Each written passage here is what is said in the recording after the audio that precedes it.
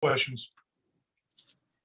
First statement, big wins for the day is the Pirates are, as of today, are all negative COVID. All coaches, everybody in I think it's called the Tier 1 bubble. Don't quote me on that, but the Tier 1 bubble, Malcolm, I don't think you're in the Tier 1 bubble, but Tier 1 bubble people, athletic trainers, everybody associated with the baseball program is negative.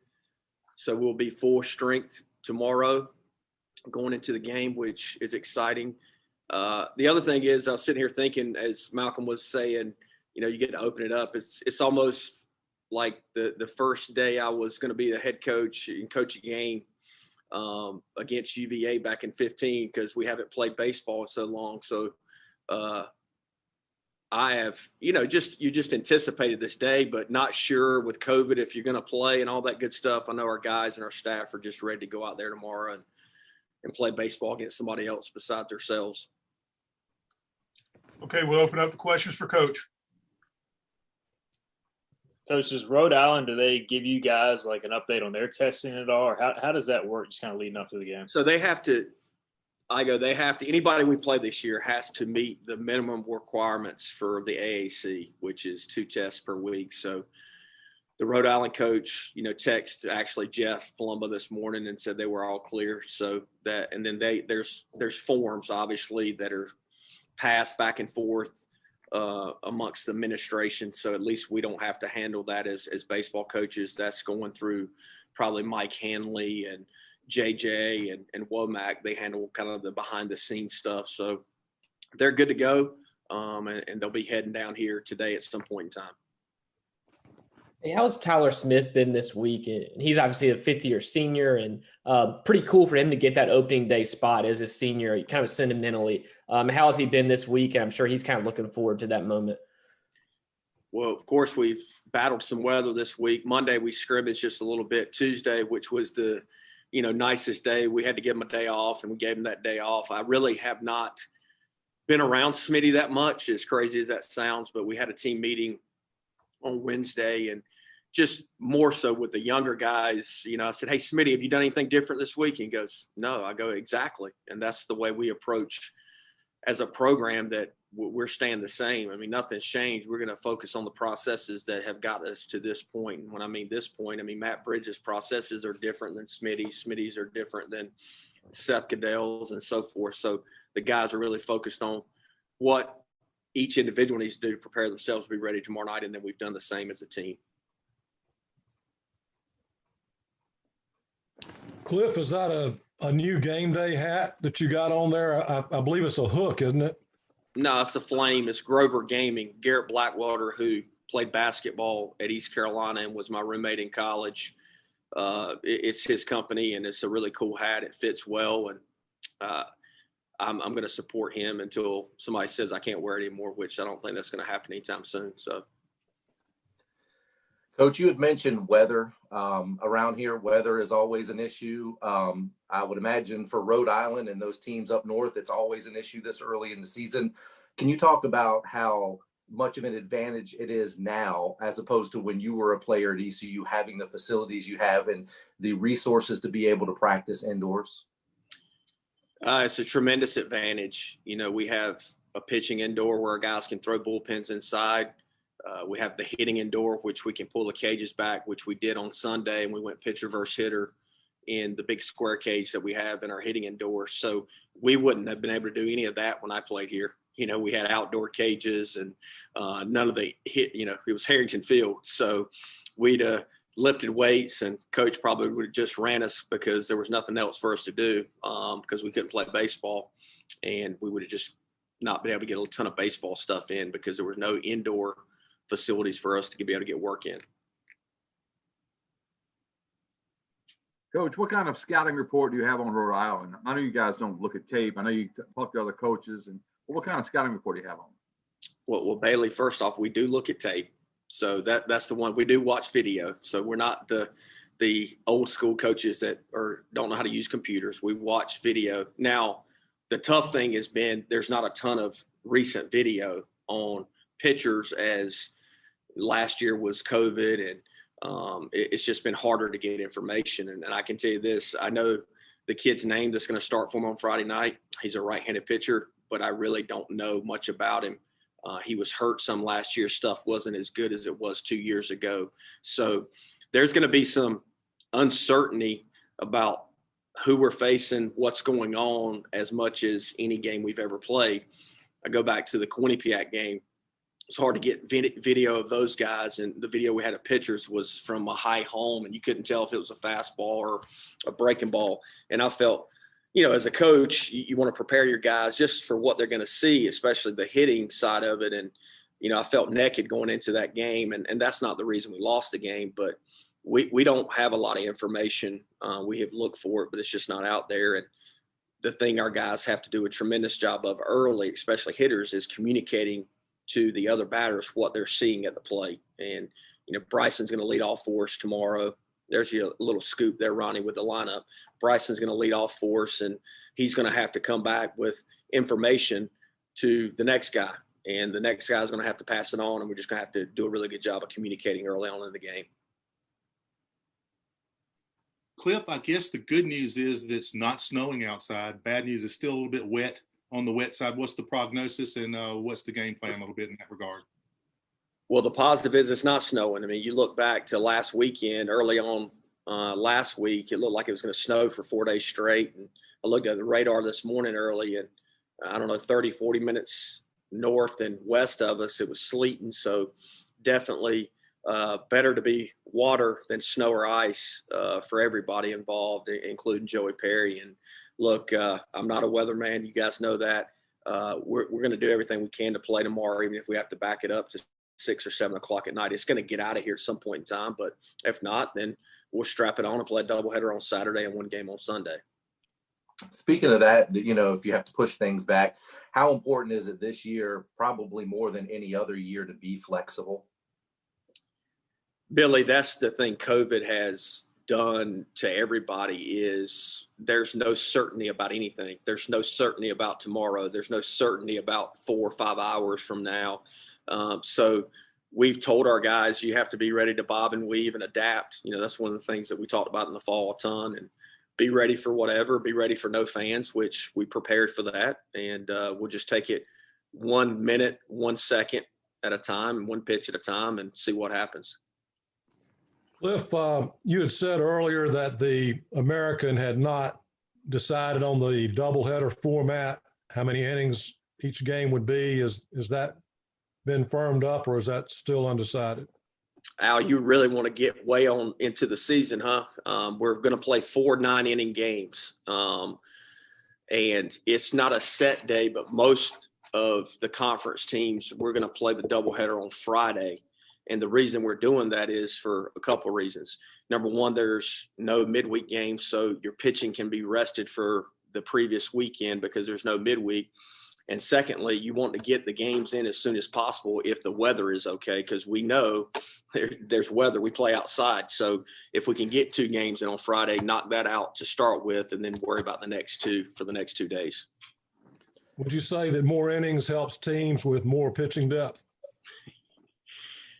Normally, that's what helps. And then the other thing is the NCAA has given the American a waiver, so it'll be the MLB extra inning rule in conference. So, if a game, normally would have gone like 13, 14 innings, hopefully it'll not go that long because a runner will start at second base in conference. That's just in conference, though. That's not tomorrow night. We could play 18 innings if, it went into extra innings.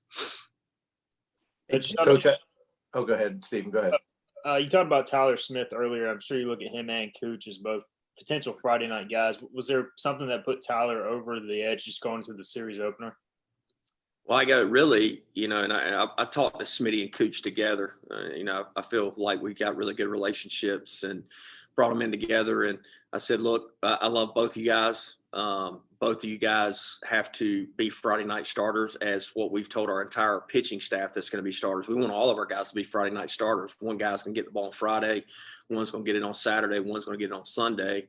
But Carter Spivey most likely will get the ball on Tuesday. He needs to be a Friday night starter pitching against Duke. And the more Friday night starters we can have, the better we're going to be. Smitty over, just the past 4 or 5 months has been a tick more consistent than Cooch has. Cooch historically, get stronger as the season goes on. So they know that, yes, one's pitching on Fridays, one's pitching on Saturday right now, but really if Carson Wisenhunt and Carter Spivey have pitched as good as those guys have, they just have more experience. So they're going to get the nod early.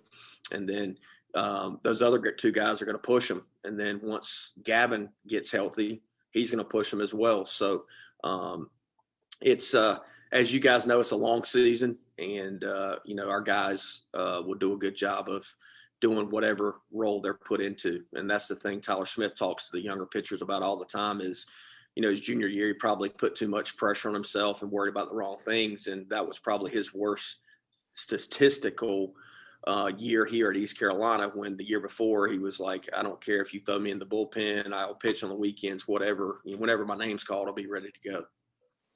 Coach, I hate to put you on the spot like this, but is there one guy, and you don't have to pick out one specific guy if you're not comfortable with it, but is there one newcomer that you're just really excited to see on the field? And you say newcomer, do you mean COVID freshman or really just a true freshman? Well, anybody that we haven't seen. Carson Wisenhunt. I'm excited for you guys to see him. He's special. He's a special talent. I think I've mentioned this last week, but Burley talked to him just in passing. Burley and I hit twice a week, and he just told Carson, hey, don't make the moment too big. Do what you've done for the past 5-6 months. You face some of the best hitters in college baseball, and don't make the moment too big. And I think if he does that, then he's going to be special. Carter Spivey, you have never seen Carter Spivey like he's been, and he's walking around different. He talks different.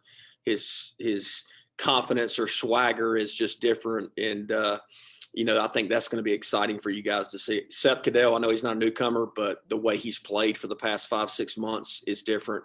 AMAC is different. The two newcomers I think you guys will see a lot of will be Josh Moreland and then Riley Johnson. And then the two pitchers that are newcomers, Josh Groves and Danny Beal, they're a little bit behind the other pitchers just because of some of the protocols. And you guys know where I'm going with that early when we first got back to school. But those guys have a chance to pitch a lot for us as well. When you play a team like Rhode Island, from taking a look at them, what kind of stands out and you have to kind of be mindful of? The only thing I can tell you about Rhode Island is I think it was 2013 or 14 at Ole Miss. It was 2013. And Coach Knight was on that team because he reminded me of it. But we beat them on Friday night at Ole Miss. On Saturday, Coach Knight came off the bench and walked them off, which I didn't remember. So you might have to fact check that, Malcolm. But I don't think he would have lied to me about that. And then Sunday they beat us. So they're very well coached. They have been to regionals before. They're older, I think, on paper. So, look, I say this all the time. John Gilbert came out to practice yesterday.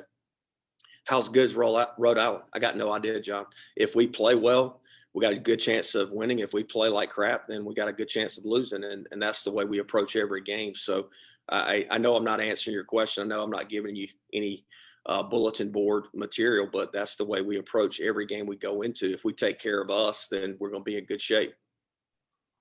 Different sports have kind of handled the no fans thing, seems like differently, from football to basketball right now. Like the players on the bench are kind of chanting defense and stuff. I mean, how do you envision, I don't know if that will happen in baseball, but inside the dugout within the game, like how do you think that will kind of go just within the players and energy and stuff? Well, I think, and you guys have seen us play a lot, I think our dugout's pretty loose. I don't know if you would look over at our dugout and go, hey, Coach Godwin's got a bunch of soldiers over there. I want them to be themselves within the realms of having some sportsmanship. I always tell our guys to stay on us and not say anything to the other team. But, you've seen characters. I mean, Brickhouse carrying people from home plate and stuff like that. I guess that wouldn't be COVID friendly now. But at the end of the day, I want them to be themselves. I want them to have energy. I want our dugout to have energy. And, when we scrimmage, every year since we've been here, we have energy process points and how fast we get on the field, how fast we get off the field, how fast we get the ball around the infield. So we still want to sell tickets virtually. As I told our team the other day, we want people to want to log in and watch us play. And I want Matt Bridges, who's sitting in the room here next to me, when he gets a big strikeout, to give a fist pump to his teammates and get them fired up, because that's a part of the game. And I think our guys will do a good job of that. What went into the decision to honor the Packard family with the patches on the caps this season? Joey, right? Yes. It was pretty simple, to be honest with you. I called Pack, which Pack and I had talked several times once his mom passed away, and just making sure that he was okay and John, his dad, was okay. And then after a couple of weeks went by before Christmas, I called Pack and I said, hey, look, we want to do something for your mom and just to remember her. And look, you're not going to tell me nothing because we're going to figure out something if you tell me nothing, but talk to your dad and get back to me. And so Pack talked to his father, John, and they came up with an idea if we could recognize her, on our hats and our helmets. And so Pack and really Blake Hardigree and a company that we use came up with this design.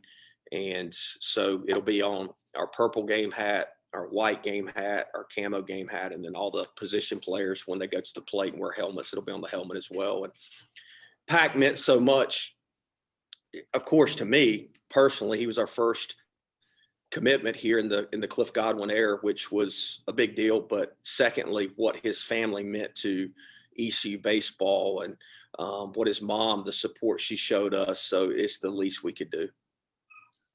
Okay, one last question for Coach before he has to go to the cages. Okay, none. Coach, thank you for your time. No problem. We're going to turn it over to the man right here, Matt Bridges. He's got a lot more insight than I do. See you guys. Thanks, Coach.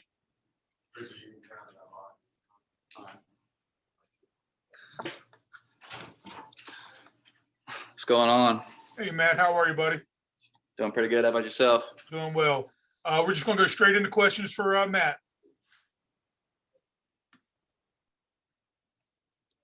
Matt, with everything you guys went through last year with, having to close everything down, not knowing whether you were going to come back or not, having to make that decision and deciding to come back, how excited are you to get this thing going?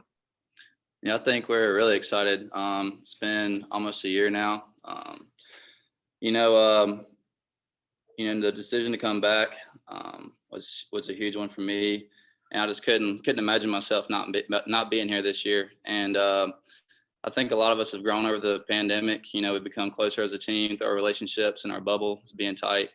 And a lot of us have grown, in the game of baseball. We've been able to, focus on stuff that has helped us improve our games. And, we're excited to get out there tomorrow. Matt, when you look at last year, it potentially, as a senior, if the season would have ended, you would have moved on. It wouldn't have ended on your terms. How important was it to come back and kind of, finish the season and have your career end on your terms? I'd say I had originally had plans to go to chiropractic school. I would have been there this year, but ultimately I made a career change just to be back this year with my guys. And I'm down doing the MBA program with Cam Colmore. And at the end of the day, I just couldn't look back 20 years from now. I had a phone call with Coach Shee after the season had ended. And he basically laid it on the line with me, and he was like, hey, if this is what you want to do, go on to chiropractic school and not come back and finish your career here. Don't ever look back on it. And vice versa. It was like, if you want to come back and play, don't ever look back and say, I wish I would have gone to school instead. And sitting there thinking about it, I was like, there's no way that I would look back 20 years from now and say that I did not want to come back and play the game of baseball and finish on my own terms. So that was probably the most important thing to me, and just finish the game out that I'd started since, I was 4 years old. So. With you being a leader on this team and obviously coming back for what is obviously the love of the game, how important is it for you as a senior and a leader on this team to kind of convey those thoughts to the younger guys to never really take this game for granted? Yeah, that's something that we take pride in every day, is just to get 1% better and really love the game and being here with our guys. So we set aside 15 minutes a day and just really focus on something that can improve our game as well. but it's really the camaraderie we have within the team, just being around each other every day. I think that's what really keeps us coming to the field every day is the love we have for each other, and that's what builds our culture here at ECU. Matt, we've heard a lot about defense this preseason. You look at the infield with Ryder and Agnos and Seth Goodell, and obviously those guys. As a pitcher, what's your comfort level kind of like with Goodell as a catcher, and then obviously the guys you have behind you, to make plays? Oh yeah, it's huge. Seth and I have a great relationship. He's back there about every day. He loves to catch our bullpens, gives us great feedback, which is really important for us because we know we can trust him behind the plate. And the defense behind me, I mean, it's unreal with, you got Zach and Ryder and Norby and, a lot of those older guys you guys have seen out there before. They make the routine plays and they make spectacular plays in practice. And, we look at it as normal, but, they do that every day for us. So we know that we can trust them behind us. So it's awesome. Matt, can you talk about what's important in playing in wet, chilly conditions for you personally? I think we're gonna get thrown with adversity like that all year. We don't typically like to look at it. It's just, the other team has to play in those conditions just like we do. So, that's what we take pride in is just being out there and being better than our opponent on any given day. You've been doing this for quite a while now. Big season for you coming up here, trying to, finish up your college career, right? And what are some of the things you kind of been working on that you feel like you have to get better at and heading into this season? Like personally or as a team? Player? Yeah. Personally, for me, the biggest thing that I would work on over this offseason was my changeup. Mostly out of the bullpen, I was a fastball slider guy, which I still take pride in those pitches as well. But just being able to develop that third pitch with Coach Dietz and AK has been huge for me, and I've gained a lot of confidence in it. And it's definitely something that I'll be able to use in games. Matt, there's obviously a lot of talent on the team. So when you're throwing live at-bats or scrimmages, you're facing really good hitters. How much an advantage do you think that gives the pitching staff going into opening weekend? It's great. We know that we have one of the best offenses in the country. It's helped prepare us for the teams that we're going to face in the future. And we have a really tough conference and a really tough schedule. So, I think it gives us a sense of pride on the team, but also knowing that we do face those elite hitters in the box every day at practice. And, we'll be able to face anybody that we come in contact with. Man, when you look around that room at the pitchers and you see some of the guys that are putting on that ECU uniform, what does it do for your competitive advantage, your competitive juices? Does it get it flowing, seeing all those guys that have such good arms and such, at any time any of those guys could step up? Oh, yeah. Yeah, we're really deep this year. We're excited. Our talent level is probably the most that I've had since I've been here in the 6 years. So, talent, our motto this year is toughness over talent, but just knowing that we have that and then developing the toughness within our team, it's going to make us a really tough opponent. So. Okay, one last question for Matt. What are your thoughts from the player's perspective about not having fans? You've been here a while and been in regional environments and big games. I mean, the fans are kind of a big deal at ECU. It's an advantage. How do y'all plan on kind of moving on without that, or kind of creating that own energy? Yeah, so we have dugout and tent leaders to start off with. Cam, myself, Skylar Brooks, and Smitty. When we're in the dugout together, we're going to have dugout leaders that's going to keep the energy up. But just like Coach Godwin said, we're here to sell tickets virtually. So we want to put on a show for the fans, to bust it around the field, show some excitement on the mound, whether at the dish or on the mound. And just, the fans are a very important part of ECU's tradition. But we know that they're going to be there with us in spirit. And, then we'll get the guys to do a little jungle lap anyways after some of those wins. So, it's, we're definitely going to, know that they're with us. So. All right. Matt, thank you very much for your time today. Oh, yeah. Thank you, guys. Take care.